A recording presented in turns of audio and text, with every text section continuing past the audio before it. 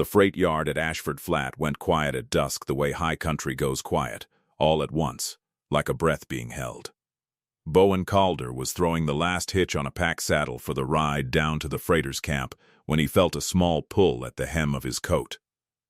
Chenoa Bray stood in the frozen mud with a fistful of the canvas, looking up at him.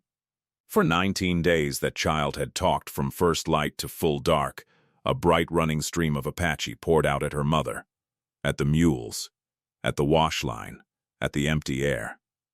Bowen hadn't understood a word of it, and none of it had ever been aimed at him. Now she raised her free hand and made a little wall of it beside her mouth, the sign for a secret in any language there is. He lowered himself to one knee to bring his ear down to her. "He hurts Mommy when you leave." The words were English, her father's English, plain as creek water, and the first she had ever spent on him. Then she let go of his coat and walked back to the lit doorway of the agency store, unhurried, and the door closed behind her.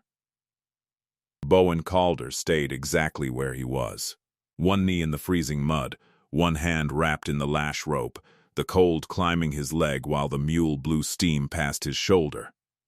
The light went from gray to blue to almost nothing, and he did not move. 19 evenings he had ridden off this hill at dusk. He knelt there in the dark and counted every one of them. He'd taken the contract on the 1st of October. A month of packing between the railhead spur at Ashford Flat and the agency store that Ferris Trask ran on the bench above it. Grain, flour, blankets, coal oil. Government freight, mostly. Annuity goods bound for the people the government had promised them to, with Trask's own stock riding in the same panniers. Trask was a small, tidy man with gold-rimmed spectacles and the cleanest hands in the territory. He kept books that were a pleasure to look at, and he was generous wherever generosity could be witnessed. On issue day, he handed stick candy to children while their mothers waited in line for flour that weighed light, and the Silver City paper had twice called him a friend to the Indian. His hired men, Dobbs and Wheeler, did whatever the day required and asked nothing afterward. Bowen was 36 and built like something the mountain had made for its own purposes, close to 7 feet in his boots, working stripped to the waist in weather that put other men into wool. Dark hair past his shoulders, a full beard, a nose broken sideways, a thin scar down his left cheek he never explained, eyes a pale winter gray.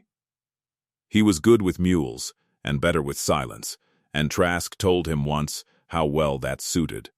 Quiet men keep their accounts simple. Mr. Calder, the woman, worked at the store. Nasha Bray, 26, a widow going on a year and a half. She did the wash, cooked for the hands, mended harness better than the town saddler charged money for. Her husband had been Emmett Bray, a white freighter on this same route, and by Trask's books Emmett had died owing the agency $411. She was working it off at store wages, sleeping with her daughter in a back room, because Trask said it kept the bookkeeping simple. She could not leave. The pass that let her live off the reservation carried Trask's signature, and Trask had explained to her once, kindly, in front of witnesses, what became of Apache women found on the roads without one, and what became of half-blood children with no lawful guardian, and a school back east built for such cases. Nobody at Ashford Flat thought a thing of it. Most thought him soft for keeping her on at all. She brought coffee to the dock most mornings, and past thank you she spent words the way poor men spend silver. 2 things Bowen noticed early. She never sat with her back to a door, and she counted everything. He watched her run a thumb down a stack of flour sacks while Wheeler tallied them out loud, and her lips finished the count 2 sacks ahead of his voice. He learned about the evenings by accident, his second week. A wheel mule pulled up lame, and full dark caught him leading the animal down past the store.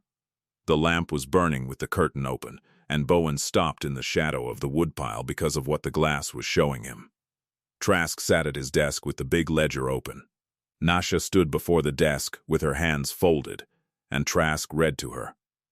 No sound carried, only the shape of the thing. His finger traveling down a column.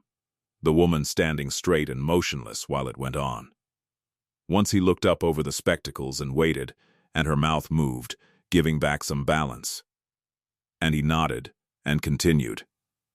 It lasted a quarter hour, and it looked like nothing at all. It looked like a clerk and a bill. But window glass strips the manners off a scene, and what was left underneath was a man making a widow stand at attention every night of her life to hear recited the exact size of a hole she was never meant to climb out of. And one thing more, a thing Bowen turned over half the night. While Trask's finger crawled down the page, Nash's lips were moving with the numbers a beat before the finger reached them. She knew that ledger by heart. Every line, every figure, every date. He put that away in the pocket where he kept things whose worth he couldn't judge yet.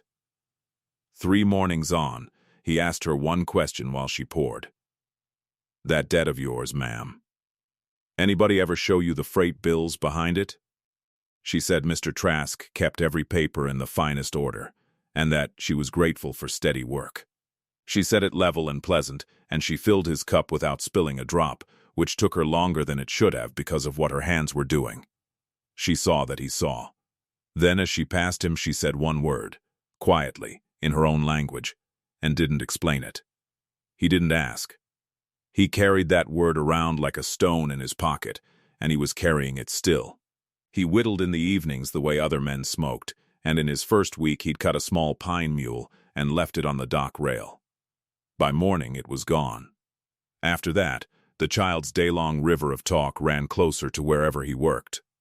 One noon she sat walking the wooden mule along a crack in the boards, chattering, and out of the running Apache 2 English words broke the surface. Papa, river, and then a phrase she gave a careful weight, a name that wasn't a name. The ledger man. Bowen kept his hands on the hitch he was building. At the wash line, Nasha had gone entirely still. He asked, easy as remarking on weather, what the little one was saying. For a long moment he believed she wouldn't answer. Then, quietly, she says her father didn't fall in the river. A pause you could have hung harness in. She says the ledger man was there before. She was 2 that spring. Small children put their days together wrong. She spoke the last part like a lesson learned from someone else's mouth, and gathered the child up, and the wooden mule lay on its side until Bowen set it upright by their door that evening. It was old Coop, at the freighter's camp, who gave him the rest. Emmett Bray had been the best hand with a wagon on the line, and he'd married Nasha over the objections of every person with no business objecting. Drowned at Sandrock Crossing a year and a half back, high June water. The wagon went over, the team went under, and the load, a full consignment of annuity flour and blankets, was never found. And Trask had been decent about it, Coop said, and every man at the fire nodded. He had only charged the widow for the lost load at cost. Bowen lay awake with it. A freighter who had forded Sandrock 200 times, drowned on a ford he could have run blind. A load that vanished entire, out of a river willing to give back the wagon, the team, even the man himself, and a debt, figured at cost, that had moved the dead man's wife under the ledger man's roof with her mouth closed and her child in reach. On Sunday he rode to Sandrock Crossing and walked both banks the length of a morning and found exactly what he expected, which was nothing. But Wheeler came down the road while he was at it, touched his hat, and rode on up toward the bench without hurrying. Before this road turns steep, let me ask you one thing. If somebody's quiet steadiness ever made a hard place feel safe to you, tell me about them in the comments, because I read every one. And if you believe a woman like Nasha deserves a man who won't ride off the hill at dusk, subscribe and stay close. You will want to be here for what's coming. Monday morning, Ferris Trask paid him off in full and $1 over. The contract was ending early, he said, weather turning, no fault of Bowen's whatever. He polished his spectacles on a handkerchief that had never seen a day's work. You've been entirely satisfactory, Mr. Calder. I'll add one thing, as a kindness. A man who can't ride past other people's misfortunes generally comes to grief of his own. This bench is federal ground, and who stands on it is my say. Inside the agency line after noon, and Dobbs fetches the deputy marshal, and the complaint reads trespass, and every word of it holds. Every word of it would. That was the whole cold engineering of the man. The pass, the debt, the school back east, the trespass line. None of it needed a raised voice. All of it was paper, and all the paper was Trask's. Bowen took his string down the hill, and the 20th dusk sat on him the whole way like wet rope. Because for 19 of them he had believed sundown was the end of his working day, and now he knew what it was the beginning of. That evening, for the first time in more than a year, there was no reading. Trask only wished Nasha a good night, pleasant as a church greeting, and turned his lamp down. On the shelf behind the desk, in the gap where the debt ledger had stood every night since the June her husband died, there was nothing but a clean stripe in the dust. She stopped one step inside her room. It had been gone through while she was at the wash. Gone through neatly, by someone who wanted it unnoticed, and the neatness was its own confession. Blankets refolded with the crease running wrong. Her tin box lid not quite seated. The loose floorboard a hair proud of its neighbors. They had been hunting paper, and she knew which paper. She lifted Chenoa's rag doll and pressed her thumb along the back seam, and the folded edges of Emmett's letter were still there, still sewn where they had been for a year and a half. She sat in the dark beside her sleeping daughter and made herself breathe. The reading was ended and the ledger was gone, and she understood it the way you understand ice by the sound it makes underfoot. The debt had done its work, and something cheaper than a debt was coming to take its place. 3 knocks came at the outer door of the store. Slow, spaced, polite, past midnight, on a barred agency door, somebody was knocking the way callers knock at a decent hour, and waiting, with all the patience in the world, to be let in. I spent a long while with freight ledgers from these years before writing this one, the real kind, water-stained, with penmanship better than mine will ever be. What stays with me is how clean the worst pages look.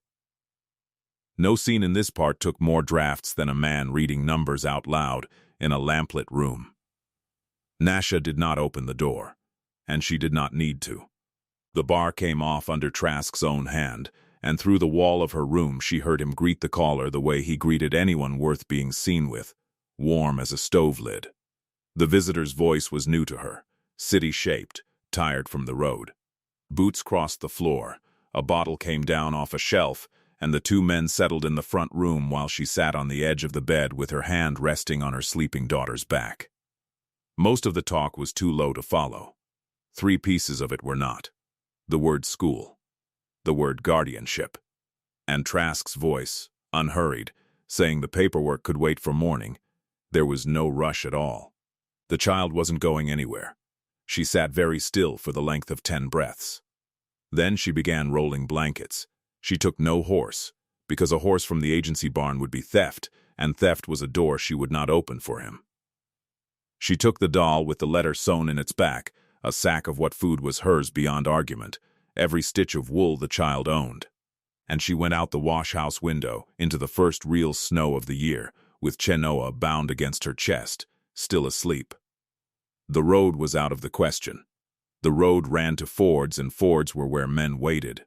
She went up instead, off the bench, and onto the shoulder of the mountain, into timber, in falling snow, on foot, because up was the one direction paper had never learned to climb. By the second hour the snow had thickened, and her tracks were filling behind her, which was mercy, and her feet were going numb inside her moccasins, which was the price of it.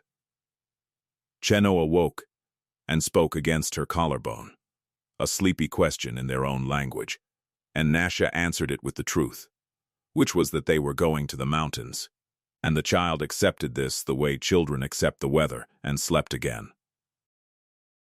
Nasha kept climbing, one deadfall at a time, and did not let herself count what she was carrying against how far there was to carry it.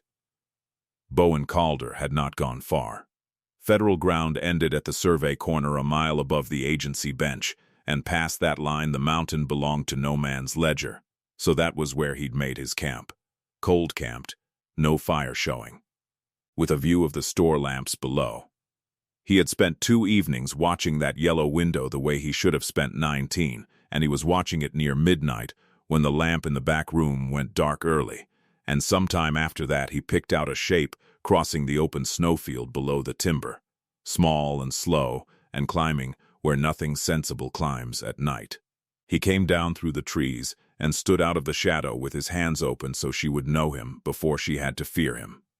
She stopped, swaying with the weight of the child, snow to her knees, and looked at him for a long moment through the falling white.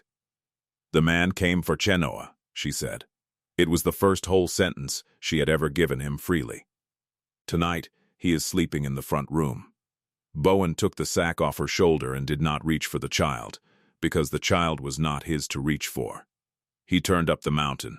"Cabin's an hour on," he said. "Walk in my tracks." The cabin sat in a fold of the high country with its back to a rock face and its face to the one approach, built by his own hands over 2 summers. Tight as a rifle stock. He fed the stove, hung her frozen moccasins to dry, and strung a blanket across the corner where the bunk stood, so the room would divide into hers and his without a word needing to be spent on it.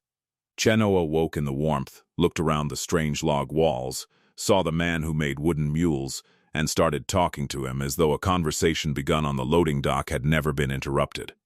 He understood none of it. He nodded along anyway, and the child seemed to find this a satisfactory arrangement. When she finally slept, Nasha stood at the small window with her arms folded, watching the snow come down on the only way up. "He will send men," she said. "He will," Bowen said. "You're safe here. Nobody crosses that ridge without my knowing it a half-day before they do." He said it the way he said everything, no heavier than a remark about weather, and then he banked the stove and took his bedroll to the floor by the door, between the night and the two of them. She lay down beside her daughter behind the blanket wall, and for the first time in a year and a half, she fell asleep with her back to a door. Because for the first time in a year and a half, someone else was facing it. In the morning she told him what she was carrying, and it was not in the doll. "Paper lies for the man who owns it," she said, working tallow into the child's stiffened moccasins. "At the agency they wrote our names however suited them, and the writing was always right, and we were always wrong. My mother taught me young. Keep your count where no fire reaches it." She touched her own temple. Then she gave him a taste of what a year and a half of standing in front of that desk had put there. The 14th of March, flour 40 sacks charged against her at $1.10. 31 sacks come off the wagon, she'd stacked them herself. The 9th of June, blankets, 3 bales invoiced, 2 delivered, 1 gone between the railhead and the bench with Wheeler driving. Date after date, figure after figure, the ledger Trask had read at her every night, laid side by side in her memory with what her own hands had counted on that dock. And the gap between the 2 columns was a crime she could recite for an hour without stopping. "Emmett counted too," she said, quieter. That was his mistake, writing it down. The letter in the doll was in her husband's hand, addressed to the United States Indian Inspector, naming Ferris Trask, naming loads and dates, and the men who hauled them.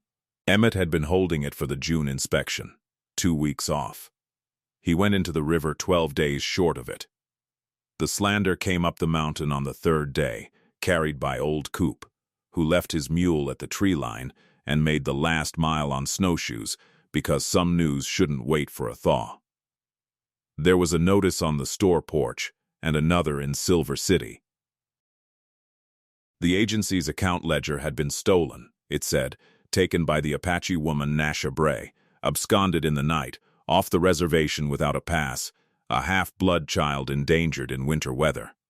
$25 for word of her. Trask had reported his own vanished ledger as her theft, and the paper made it so.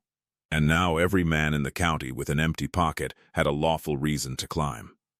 Dobbs and Wheeler tried the ridge on the 5th day. Bowen watched them from above for the better part of a morning, and he never let them see him, and never raised the rifle. He simply let the mountain do what he knew it would do to men who read a slope with a townsman's eye. They took the drainage that looked easy from below, and it fed them into a couloir loaded chest deep with wind-packed drift, and their horses bogged and plunged and quit, and by early afternoon the two of them were leading the animals back down their own wallowed trench, wet through and done. Bowen came in at dusk and reported it in one sentence, and Chenoa, catching the shape of good news if not the words, repeated some phrase of her own over and over until even Bowen was half smiling without knowing what he'd agreed to. But that night, Nasha said the true thing across the stovelight. "He cannot let us reach the inspector. The letter and my count together, that is a hanging for him, or near it. He will not send 2 men next time." He did not. On the 8th evening, with the light going purple over the range and the cold settling in for a hard night, Bowen stood at the tree line above his own trail and watched a column come out of the lower timber onto the open white of the snowfield, climbing slow and deliberate, dark against the drifts, roped together where the going steepened. He stood without moving and counted them the way he had once counted evenings. 7. The couloir in this part is a real place, or near enough to one I misjudged badly in my 20s. I still remember the particular silence of wind-packed snow taking a boot to the hip. Some mountains don't need to be against you. It's enough that they were never for anybody. 7 riders, and it took Bowen the better part of a minute to understand what he was looking at, because a posse travels light, and this column did not. Behind the riders came a string of pack mules, loaded heavy, panniers riding low, and in the middle of it all, wrapped to the spectacles in a buffalo coat, rode Ferris Trask himself. They were not climbing toward the cabin.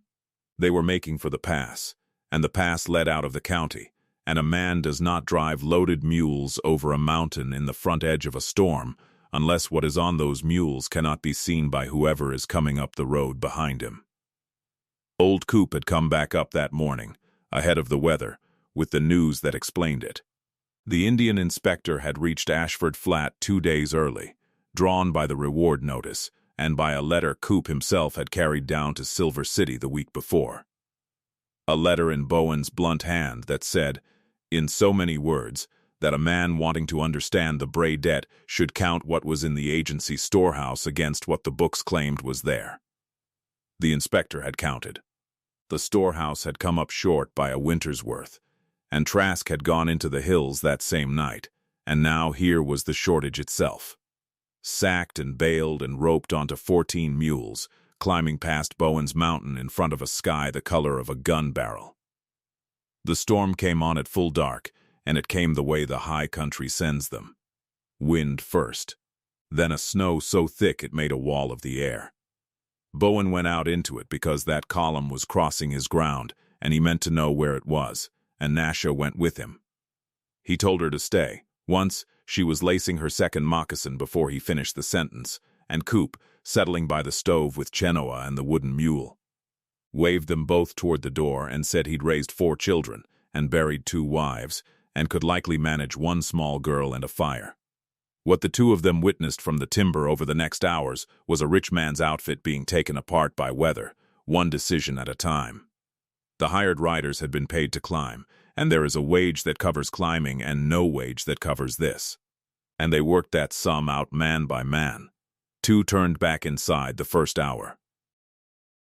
2 more quit at the bench below the traverse, shouting something into the wind that the wind kept, and took their horses down. The last pair stayed with the mules until the drifts on the shoulder went belly deep, and then they also faced around, and one of them reached for the lead rope of the string as he went, and Trask struck his arm away. That was the moment Bowen understood the man entire. Trask could have ridden down with them and been in Santa Fe by spring with a lawyer and a story. But every sack on those mules was stamped with the department's mark. 40 mule loads of proof that the ledger had lied for years.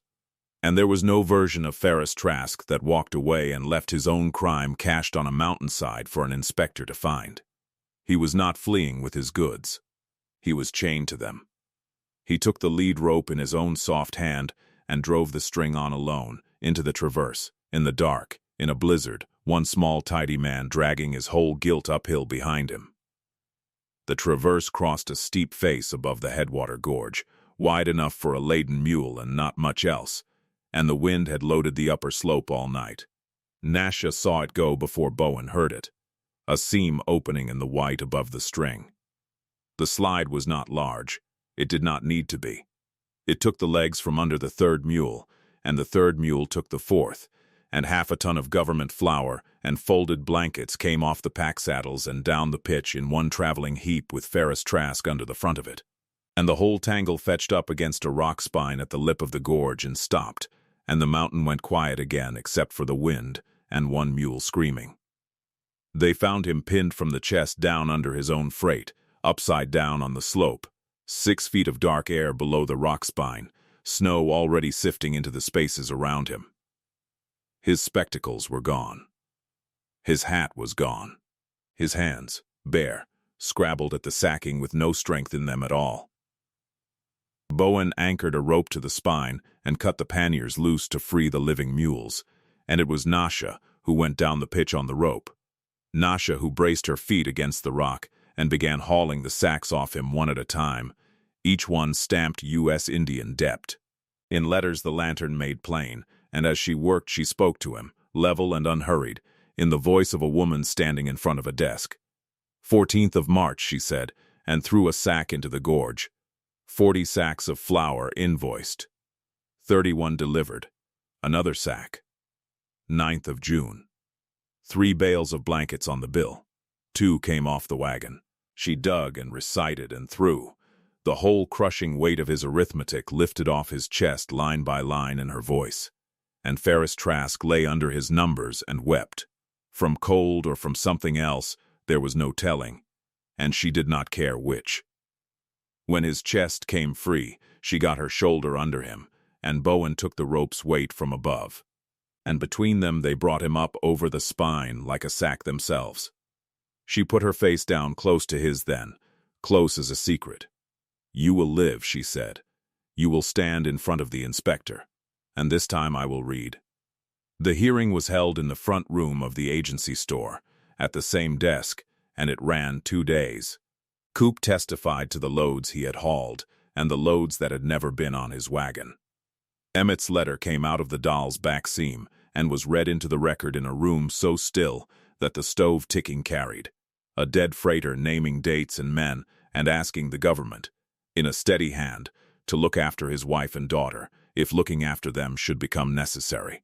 Then Nasha Brace stood where she had stood every night for a year and a half, facing the desk, and recited. The inspector had the seized waybills and the true storehouse count spread in front of him, and for above an hour he checked her memory against the paper, date by date, figure by figure, and found her wrong nowhere. Trask sat wrapped in blankets with his frostbitten hands bandaged to the wrist, unable even to hold a pen while his clerk's empire was taken apart out of the mouth of the woman he had made memorize it. Toward the end, the inspector asked her how she came to carry such a record in her head, and she looked at him and said her mother had taught her that paper belongs to whoever holds it, and a memory belongs to no one but its keeper, and that answer went into the record too.